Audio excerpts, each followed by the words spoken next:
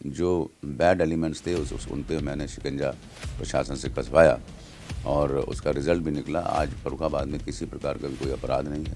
व्यापारी यहाँ सुरक्षित महसूस कर रहा है, व्यापार सुरक्षित। आज आप देख रहे हैं कि कोरोना जैसी महामारी के कार्यकाल में भी हमारे मुख्यमंत्री जी ने मुफ्त राशन देने का प्रयास किया है और 2-2 बार मुफ्त राशन दे रहे हैं। जो लोग गरीब, जिनके सिर पर छत नहीं थी, आज हमारी सरकारों ने उनको छत मुहैया कराई है। तो हम ये सोच के नहीं कर रहे कि हम किस वर्ग को या किस धर्म को, मज़हब को या बिरादरी को दे रहे हैं। ये तो सबके लिए है। तो इसलिए यही फ़र्क है पिछली सरकारों और हमारी सरकारों में। पिछली सरकार ने एक चश्मा लगा के देखती थी, लेकिन हम अपनी खुली आँखों से देखते हैं। आर्मी में जैसे मैं देश की सेवा करता रहा, वो भूमिका मैं समाज में कैसे निभाऊँ, क्योंकि जैसे देश की सीमाओं की रक्षा की है, तो समाज में भी ऐसी विसंगतियाँ ना हों, आपस में प्रेम रहे, भाईचारा रहे और हम समाज की सेवा कर सकें। यही मेरा ध्येय वाक्य रहा है और इसी पे मैंने चलने की कोशिश की है।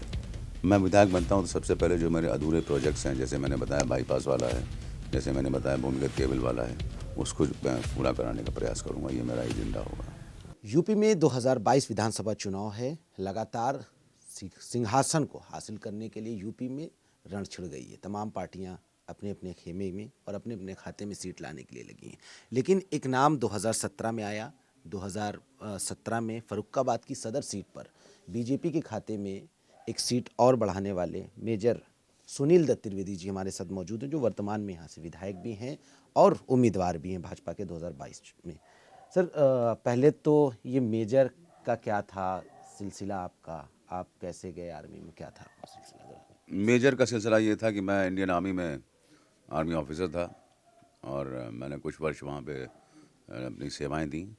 और चूंकि रैंक स्ट्रक्चर ऐसा है कि second lieutenant, lieutenant, captain, major, lieutenant colonel, colonel, brigadier, general, तो उसमें मैं मेजर के पद तक गया।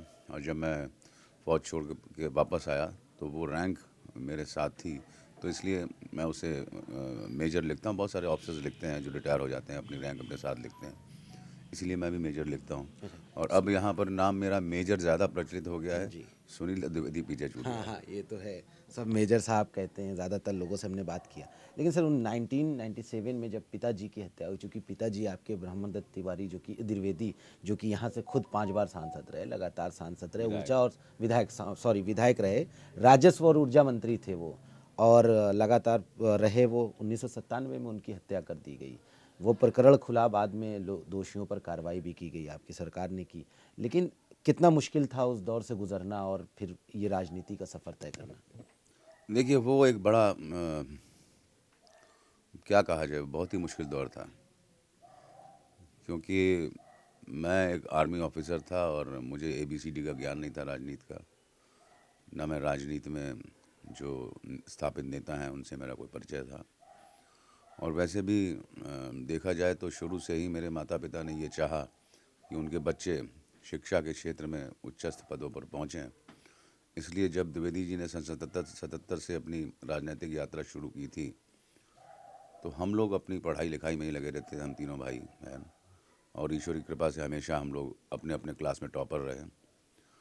तो चूंकि हम उनसे अलग रहे, तो इसलिए उनके राजनीतिक व्यक्तित्व और कृतित्व को उतना नज़दीकी से देखने का अवसर नहीं मिला। मैंने अपना वो यहाँ फर्रुखाबाद में घर में रहते थे, मैं फ़तेहगढ़ में रहता था। मेरी माताजी प्रिंसिपल थी गर्ल्स इंटर कॉलेज की, उनके साथ रहता था, सभी भाई बहन। वहाँ से मैंने सेंट्रल स्कूल फ़तेहगढ़ से अपनी इंटरमीडिएट की परीक्षा पास की। उसके बाद मैंने कानपुर से BSc पास की। उसके बाद मैंने बॉम्बे लॉ कॉलेज से LLB की। वहाँ से ही मैं आर्मी में चला गया। और आर्मी से आने के बाद एकदम जैसे जब द्विवेदी जी की हत्या हो गई, तो एक बहुत बड़ा साया, जैसे कहते हैं, सर से जी। उतर गया। मुश्किल हुआ। हाँ, और ऐसा लगा जैसे एकदम बियाबान में हम खड़े हो गए, क्योंकि यहाँ पर मेरा बाहर 20-25 वर्ष में बाहर रहा था, इसलिए जो हमारे फर्रुखाबाद के लोगों से उतना मेरा परिचय भी नहीं रह गया था। जी। और राजनीतिक जैसे कठिन क्षेत्र में अपने को स्थापित करना एक बड़ा दुरूह कार्य होता है। तो वो बड़ा दुर्भाग्यपूर्ण स्थिति थी। और ऐसी स्थिति में जब द्विवेदी जी के हत्यारों को सज़ा भी दिलानी है, तो एक तरफ तो मैंने बीड़ा उठाया कि जो उनकी हत्या में शामिल थे लोग, उनको कानूनी ढंग से सज़ा दिलाई जाए, जी। और उसमें मैं सफल भी रहा। जो उनके हत्यारे थे उनको उम्र कैद मैंने दिलवाई हाई कोर्ट से, वो मामला अपनी सुप्रीम कोर्ट में लंबित है। दूसरी चीज़ राजनीतिक रूप से स्थापित होना। तो मेरी माँ चुनाव लड़ी और जीती द्विवेदी जी के बाद, वो कैबिनेट मिनिस्टर भी रहीं, लेकिन दुर्भाग्य से उनका भी स्वर्गवास हो गया। उनके स्वर्गवास के बाद पार्टी ने मुझे संगठन की जिम्मेदारी दी। सैनिक प्रकोष्ठ का मुझे 7 वर्ष तक प्रदेश अध्यक्ष बनाया। सुरक्षा प्रकोष्ठ का 3 वर्ष तक प्रदेश अध्यक्ष बनाया। फिर मैं सेक्रेटरी बना बीजेपी यूपी का। इसी बीच में चुनाव भी लड़ता रहा। 2 चुनाव पार्टी ने मुझे लड़ाए। एक चुनाव में बहुत नैरो मार्जिन से 147 वोट से हार गया था। उसके बाद ही पार्टी ने मुझ पर विश्वास किया और 2017 में टिकट दी, जिसमें जनता के सहयोग और आशीर्वाद से मैं अच्छे वोटों से जीता और विधायक बना। 2000 मेजर साहब 2017 में जब आप चुनाव जीते, लगभग 45,000 साढ़े 45,000 वोटों से आप चुनाव जीते। आपके सामने तमाम कम्पिटिटिव थे, लेकिन उस बीच जीत के आना क्या लग रहा था कि अगर हम अपनी विधानसभा में आते हैं तो जिस तरीके से आपने वर्क किया, तो ये वर्क प्लान जो था, क्योंकि प्रत्याशी के जीत के आना, उसके बाद तमाम अपने क्षेत्र के काम को ढूंढना और समस्याओं को करना, लेकिन आपके आने के बाद आपने काफ़ी तेज़ी से प्रगति की, यानी काम किया। तो ये प्लान क्या था, स्ट्रेटजी क्या थी आपकी 17 के चुनाव में? प्लान जो था वो डिमांड के अनुसार था। जहाँ डिमांड होती है वहाँ सप्लाई होती है। जो फर्रुखाबाद की स्थिति थी, यहाँ पे बिजली की व्यवस्था बहुत ख़राब थी। ब्रह्मदत्त जी हमारे फादर जब जिंदा थे तो लोग बताते थे, उनका नारा था कि सबको बिजली सबको पानी, ब्रह्मदत्त की ये निशानी। जी। तो सबसे बड़ा फोकस हम लोगों ने लगाया कि बिजली की व्यवस्था चुस्त दुरुस्त हो जाए। हमारी सरकार ने, योगी जी ने इसके लिए बीड़ा उठाया ही था और पूरे उत्तर प्रदेश में उन्होंने शहरों में लगभग 24 घंटा बिजली देने की कोशिश की। यहाँ पर हमारे यहाँ जो तार थे वो ओवरलोड हो जाते थे, इसलिए ट्रिपिंग हो जाती थी। इसके लिए मैंने 4 नए बिजली घर यहाँ पर फर्रुखाबाद विधानसभा में स्थापित कराए और 2 बिजली घरों का उच्चीकरण कराया। तो एक तो एजेंडा ये था कि बिजली सबको अच्छी मिले, सही समय पे मिले और ज़्यादा ट्रिपिंग ना हो। उसमें कई मायने में हम कामयाब रहे हैं। दूसरा मुद्दा ये था कानून व्यवस्था का। ये भी हमारे सरकार की भी मंशा थी और जनता की भी इच्छा थी कि यहाँ पर व्यापारी सुरक्षित रहे, व्यापार सुरक्षित रहे, कोई उत्पीड़न ना हो, कोई ऐसी वारदात ना हो जिससे उनका हित असुरक्षित हो जाए। तो इसके लिए जो बैड एलिमेंट्स थे उन पे मैंने शिकंजा प्रशासन से कसवाया और उसका रिज़ल्ट भी निकला। आज फर्रुखाबाद में किसी प्रकार का भी कोई अपराध नहीं है। व्यापारी यहाँ सुरक्षित महसूस कर रहा है, व्यापार सुरक्षित है और सरकार की जो नीतियाँ हैं उनका अक्षरशः प्रशासन पालन कर रहा है। हमारी माताएं बहनें सुरक्षित हैं और कोई असुरक्षा का वातावरण नहीं है। इसके अलावा कुछ देखिए, नॉर्मली एक जनप्रतिनिधि हैंडपम्प लगवाता ही है, लाइट्स लगवाता ही है, वो सब तो मैंने करवाई। कोरोना काल में ऑक्सीजन प्लांट की स्थापना भी करवाई। कोरोना काल में करीब एक करोड़ 11 लाख रुपया मैंने मुख्यमंत्री जी की राहत कोष में दिया। 20 लाख रुपया सीएमओ को दिया अपनी विधायक निधि से। लेकिन इसके अलावा मेरे 2 ड्रीम प्रोजेक्ट्स थे। नंबर 1 ये था, क्योंकि जो फर्रुखाबाद की लाइनें हैं वो बहुत जर्जर हैं, विद्युत लाइनें। तो इन फर्रुखाबाद की लाइनों को भूमिगत केबल कराना चाह रहा था मैं। इसके लिए माननीय मुख्यमंत्री जी से मैंने बात की थी, उन्होंने प्रस्ताव स्वीकृत भी कर दिया था और उसका फिर टेंडर भी हो गया था। लेकिन बजट के अभाव में वो उसमें पैसा रिलीज़ नहीं हो पाया अभी, तो वो स्टिल पेंडिंग है। मुझे लगता है कि जो रिवैम्प स्कीम एक बिजली विभाग की आई है, आचार संहिता के कारण रुक गई है। वो आचार संहिता के बाद जैसे ही प्रारंभ होगा, उस रिवैम्प स्कीम में उस प्रोजेक्ट को ले लिया जाएगा, फर्रुखाबाद की लाइनों का भूमिगत केबलीकरण हो जाएगा। तो ये मेरा एक ड्रीम प्रोजेक्ट है। दूसरा ये था कि फर्रुखाबाद की जाम की समस्या को देखते हुए एक मैंने प्रस्ताव दिया था कि फर्रुखाबाद के आसपास एक बाईपास या रिंग रोड बना दिया जाए। तो इसका भी सर्वेक्षण हो गया है। एक लगभग 67 करोड़ का प्रोजेक्ट है। लेकिन बात वही, एक तो कोरोना महामारी में बजट का अभाव रहा, सारा बजट स्टाइपेंड होके कोरोना की से महामारी से लड़ने के लिए गया। तो ये भी प्रोजेक्ट ऑलमोस्ट पाइपलाइन में है और मुझे लगता है कि इसके बाद, चुनाव के बाद, उस पर भी काम शुरू होने वाला है और वो भी काम शुरू होगा। सब एक सवाल ये है कि अब चूंकि यूपी की सियासत हो रही है, सीएम बनाम जिसे कहते हैं नहीं, मोदी जी योगी जी बनाम अखिलेश हो रहा है, तमाम चर्चे चेहरे चल रहे हैं। अब 2 तरफ से चुनाव हो रहा है, जनता कह रही है योगी या अखिलेश, योगी या अखिलेश की बात हो रही है। लेकिन ऐसे में जैसे मुख्यमंत्री को आपने देखा, आप पहली बार, आप भी और वो भी मुख्यमंत्री बने, आप पहली बार, आप उनके साथ काम किए। कितनी तब्दीली थी आम मुख्यमंत्रियों की, क्योंकि आप सियासत में 2002 को जब इंटर किए तो आपने तमाम राजनीतिक नेताओं को देखा होगा और उनके कार्यकाल को देखा होगा, लेकिन एज ए सीएम आप मुख्यमंत्री जी को कैसे देखते हैं कि आपके काम में कितनी मदद की, या आपके तमाम वो विकास कार्य जिसको आप मुख्यमंत्री के रूप में उनसे कहते होंगे, तो आपका कितनी मदद हुई उनसे? देखिए, मुख्यमंत्री जी बहुत सहज और बहुत सरल स्वभाव के व्यक्ति हैं। उनसे मिलना बहुत आसान है। मैं सुना करता था कि बहुजन समाज पार्टी या जो ये समाजवादी पार्टी है, इनके मुख्यमंत्रियों से मिलना ही विधायकों और मंत्रियों का बड़ा मुश्किल हो जाता था। लेकिन हमारे माननीय मुख्यमंत्री जी से जब भी विधायकों ने मैंने मिलना चाहा, उनको समय दिया गया और उन्होंने उन्होंने अपनी बात रखी और उसको बहुत ही सकारात्मक ढंग से मुख्यमंत्री जी ने उसको लिया और अपने अधिकारियों को निर्देशित किया कि उस पर कार्रवाई हो। दूसरी चीज़, जहाँ तक उनके व्यक्तित्व की बात है, तो वो मुझे लगता है कि सूरज को दिया दिखाना होगा। कितनी कर्मठता उनमें है, जितनी निर्भीकता उनमें है, अदम्य साहस उनमें है, उतनी ही विनम्रता उनमें है, उतना ही कार्यकुशलता उनके अंदर है, उतनी ही प्रशासनिक क्षमता उनके अंदर है, उतनी ही कड़े निर्णय लेने की क्षमता उनके अंदर है। तो ये सारी चीज़ें हैं जो उनके व्यक्तित्व को बहुत महान बनाती हैं। और पद बड़ा नहीं होता, व्यक्तित्व बड़ा होता है। तो मुख्यमंत्री जी हमारे बहुत ही सहज सुलभ हैं और मैं समझता हूँ एक नेता को जिस प्रकार का होना चाहिए वो एक बहुत उच्च कोटि के नेता हैं। एक सवाल है विधायक जी, आपने कानून व्यवस्था की बात की, हम खुद सदर में रहे और लोगों से जब हमने बात की तो कुछ ऐसे दुकानदार थे जिन्होंने कहा कि यहाँ पे लोग आते थे और ले लेते थे सामान, 2000 एक्स्ट्रा भी, 8000 का सामान लेते थे, 2000 रुपये देते थे और चले जाते थे। तो इस लॉ एंड ऑर्डर को कंट्रोल करने में कैसे, क्या कुछ वर्किंग रही आपकी? ये तो बात आप सच कह रहे हैं, ऐसी सुनवाई बहुत होती थी कि ऐसा होता रहा है। तो जब मैं विधायक बना तो इन सारी चीज़ों पे मैंने कंट्रोल किया। प्रशासन को भी मैंने ताकीद की कि इस प्रकार के कोई केसेस आते हैं उस पर आप सख्ती से कार्रवाई करेंगे। कुछ केसेस इस प्रकार के आए भी और उन पर सख्ती से कार्रवाई हुई भी। कुछ इस तरह के एलिमेंट्स थे, उनको बुला के मैंने अपने पास बुलाया और उनसे ये भी कहा, मैं चाहता हूँ कि इस प्रकार की घटनाएं ना हो, आप लोग अच्छी दिशा में अच्छे तरह से चलें और अगर कोई भी गलत काम होगा तो मेजर साहब तुम्हारे इस गलत काम में शरीक नहीं होंगे और ना तुम्हें मैं पनाह दूंगा। जो कानूनी कार्रवाई होनी होगी वो होगी, मैं आपकी इसमें मैं कोई मदद नहीं करूँगा।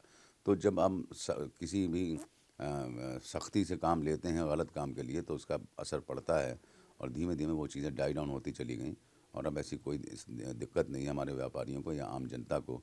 वो सब अमन चैन है और सुख सुख से है। कानून व्यवस्था पर कुछ लोगों ने कहा कि जैसे डॉक्टर साहब, मेजर साहब जो है वो खुद एलएलबी हैं और बीएससी हैं, उसके बाद वो मेजर भी रहे हैं, तो आर्मी का सिस्टम ये रहा है कि बहुत सख्ती से अपने मुखालिफों से निपटना होता है। तो ये दो रोल कितने आपके लिए काम आते हैं, जैसे एक एलएलबी का, दूसरा कि एक मेजर के पद से आना? नहीं, देखिए, एलएलबी, मेजर, बीएससी ये सब ओवरऑल आपके ट्रेनिंग के पार्ट हैं, प्रशिक्षण।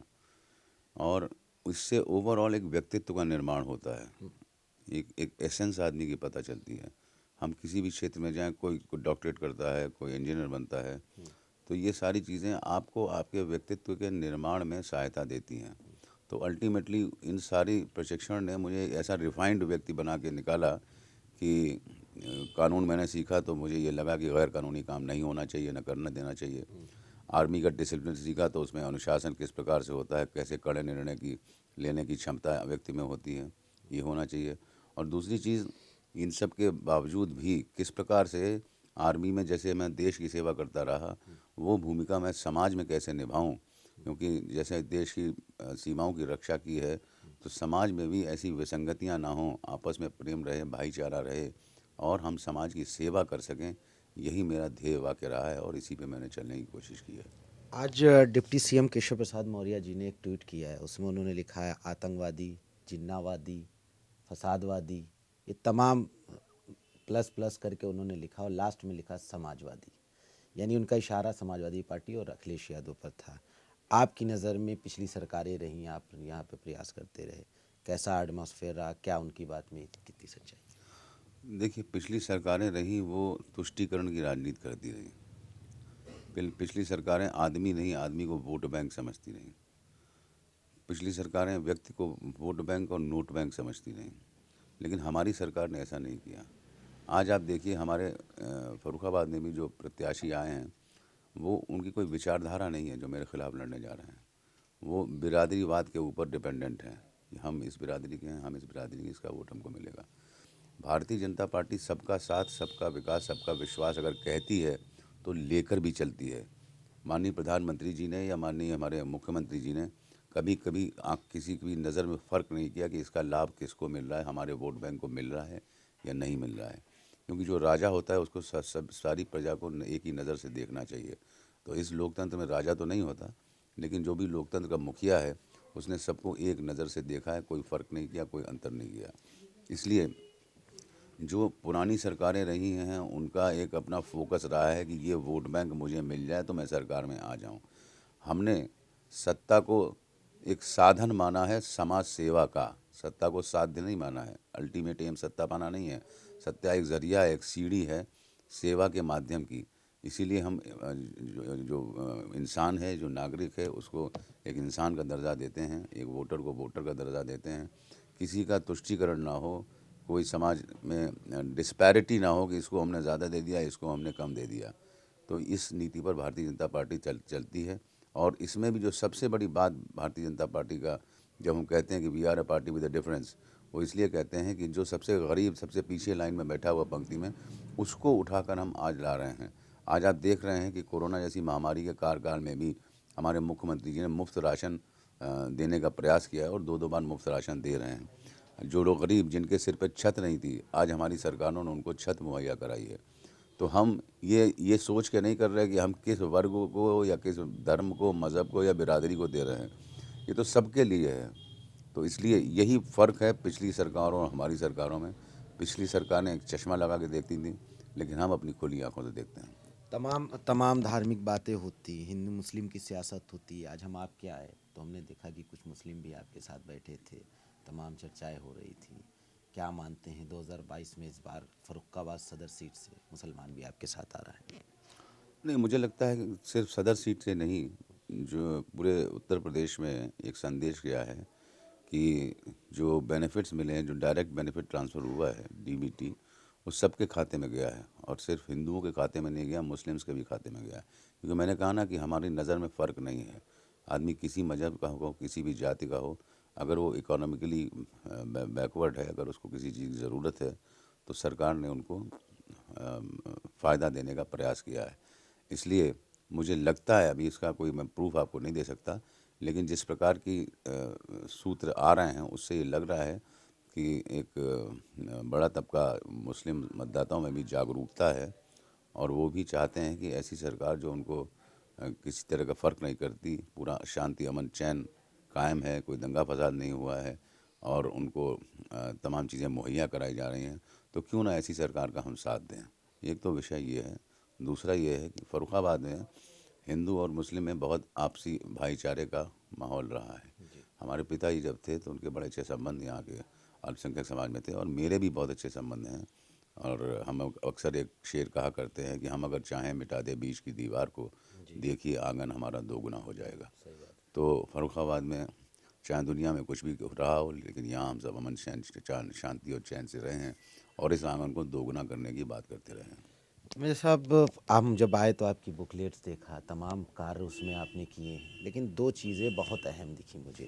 एक कि गरीब बच्चों का जो सामूहिक विवाह के लिए आपने तमाम काम किए, और दूसरे जो कोविड के दौरान हॉस्पिटल्स में बेड्स की कमियां थी, लगभग 450 बेड्स आपने अवेलेबल कराए सदर में, अब इस समय मौजूद है। इसको कैसे पॉसिबल हुआ आपको बात करना? देखिए, ये जो विवाह वाली योजना है, ये माननीय मुख्यमंत्री जी की है, सामूहिक विवाह योजना। इसमें सामान और पैसा मिला करके लगभग 51,000 रुपये का मिलता है जो गरीब लड़कियां हैं। तो हम लोगों ने प्रशासन से कह के ऐसी सूचियाँ बनवाई जो गरीब तबका है उनको इसका लाभ मिल सके। दूसरी चीज़, आपने जो बताया कोविड काल में, तो कोविड काल में भी प्रशासन से कह के लगभग लगभग 425 बेड की हम लोगों ने स्थापना की थी। मैंने अपनी विधायक निधि से लगभग 35 या 36 लाख रुपया दिया था ऑक्सीजन प्लांट की स्थापना के लिए, और 1,11,00,000 जो मुख्यमंत्री जी का राहत कोष था उसमें दिया था। 20 लाख रुपया सीएमओ को दिया था तमाम सारे उपकरण खरीदने के लिए। और यही नहीं, जो जब कोविड काल के दौरान यहाँ के बहुत सारे कार्यकर्ताओं ने बहुत ही अच्छा कार्य किया है अपनी जान जोखिम में डालते हुए। जब एक रिश्तेदार दूसरे रिश्तेदार के यहाँ नहीं जाता था, ऐसे में यहाँ पे कोरोना वॉलंटियर टीम बनी, यहाँ भारतीय जनता पार्टी के कार्यकर्ता सामने आए या बहुत सारे सामाजिक संगठन सामने आए और उन्होंने जा जाकर लोगों को टेस्टिंग करवाई है, लोगों का वैक्सीनेशन करवाया है। हमने एक कोविड हेल्प केयर सेंटर खोला था अपना व्यक्तिगत, और उसके माध्यम से 20-20 किलो का राशन घरों तक जिनको ज़रूरत थी उनको पहुंचाया। तो ये एक सामूहिक प्रयास था कोविड में, जो सिर्फ मेरा ही नहीं था, यहाँ के बहुत सारे लोगों का था, बहुत सारे सामाजिक संगठनों का था, जो बहुत ही सराहनीय है। क्या उम्मीद है विधायक जी 2022 में? इस बार जनता ने आपको 17 में मौका दिया, 22 पर आप क्या कहेंगे, क्या देखें? नहीं, जनता फिर मौका देगी और उत्तर प्रदेश में सरकार पूर्ण बहुमत से बनेगी, क्योंकि जनता ने कार्यशैली देखी है सरकार की। और मैं एक बार और बता दूं आपको, क्योंकि मैं हर गांव का हर उसका दौरा कर रहा हूं, इस बार परसेंटेज ऑफ वोट बढ़ के आ रहा है। जितना पिछली बार था उससे कहीं ज़्यादा वोट इस बार भारतीय जनता पार्टी को मिलने जा रहे हैं। ये मैं कोई राजनीतिक बात नहीं कर रहा हूँ, इसका असर आप देखेंगे, क्योंकि लोगों को जो उम्मीदें थी वो उनकी उम्मीदें पूरी हुई हैं, और उसके साथ ही और भी उम्मीदें जगी हैं भविष्य के लिए। उनको लगता है यही एकमात्र विकल्प है। जो बाकी दल हैं उनके बड़े नैरो पैरोकियल सोच है, वो सिर्फ अपना ही सोचते हैं, चाहे वो समाजवादी पार्टी हो, वो अपने रिश्तेदार हमारे एडजस्ट हो जाएं, हमारे कोई राजनीति में चला जाए, कोई एमपी बन जाए, कोई एमएलए बन जाए, ये सोच है। मायावती जी की भी लगभग यही सोच है। कांग्रेस में भी गांधी परिवार हावी है, लेकिन भारतीय जनता पार्टी में तो ऐसा नहीं है। मोदी जी खुद ही कहते हैं कि एक चाय वाला चाय की हम बेचते थे और प्रधानमंत्री बन गए। ऐसे बहुत सारे लोग हैं जो ये कार्डर बेस्ड पार्टी में काम कर रहे हैं। इसलिए पब्लिक की निगाह, और आज की जनता बड़ा जागरूक है, वो देखती है कौन सही और कौन गलत है, और उसको सही मायने में भारतीय जनता पार्टी ही सही नज़र आ रही है।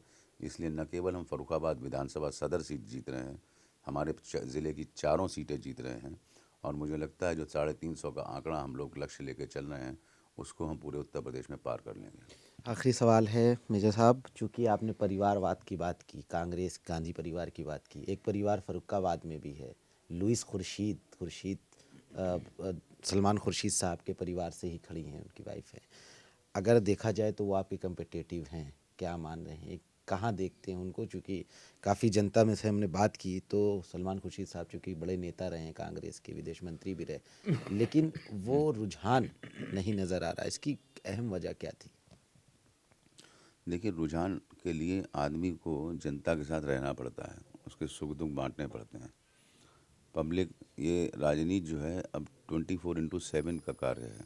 आप इससे अलग और विरक्त नहीं हो सकते। कभी किसी को कोई दिक्कत होती है रात में, कभी किसी कोई समस्या आ जाती है, तो आपको उसको अटेंड करना पड़ेगा। ऐसा नहीं कि आप 5 साल बाद सिर्फ चुनाव लड़ने आएँ और चुनाव लड़ के चले जाएँ, फिर 5 पंचवर्षीय योजना में फिर दोबारा लौट के आ जाएँ, जो लुइस खुर्शीद की कार्यशैली रही है। इसीलिए ये एक बड़ा स्थापित परिवार था।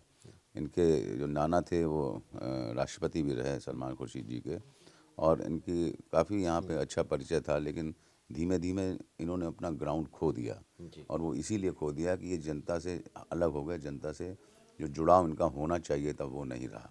पब्लिक ने इनको यहाँ से एमपी भी बनवाया, पब्लिक ने इनकी वाइफ को यहाँ से एमएलए भी बनवाया, लेकिन जब आप संबंध अगर आपके ख़त्म हो जाते हैं तो राजनीति ख़त्म हो जाती है, क्योंकि राजनीति जो है वो सामाजिकता के ऊपर, राजनीति का स्ट्रक्चर समाज के ऊपर खड़ा होता है। जब समाज आपके साथ नहीं होता है, चाहे किसी भी बिरादरी, धर्म, मज़हब का हो, तो फिर जो ऊपर राजनीति है वो पैराशूट वाली राजनीति रह जाती है कि आप 5 साल बाद आए एक पैराशूटर की तरह, आप यहाँ पर उतरे, आपने यहाँ पे थोड़ी देर घूमे, उसके बाद पैराशूट लेके चले गए, वापस चले गए। ये दिक्कत इनके साथ आ रही है। हालांकि मैंने सुना है कि वो गांव में घूम रही हैं, लेकिन कोई उनको रिस्पांस मिलने वाला नहीं है। आगे सरकार बनती है सर, आप विधायक बनते हैं तो सबसे पहला काम क्या होगा आपकी फर्रुखाबाद के लिए? मैं विधायक बनता हूँ तो सबसे पहले जो मेरे अधूरे प्रोजेक्ट्स हैं, जैसे मैंने बताया बाईपास वाला है, जैसे मैंने बताया भूमिगत केबल वाला है, उसको मैं पूरा कराने का प्रयास करूँगा। ये मेरा एजेंडा होगा। बहुत बहुत शुक्रिया हमसे बात करने के लिए।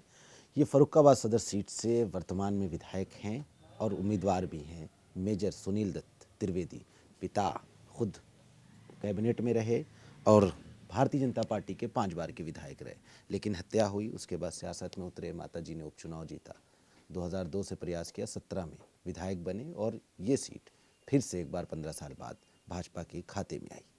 देखना ये होगा कि 2022 का विधानसभा चुनाव में आखिर फर्रुखाबाद की सदर सीट किसके खाते में जाती है और कौन यहाँ से विजय हासिल करता है। कैमरामैन संदीप शर्मा के साथ मैं अली नकीसी, न्यूज़ भारत।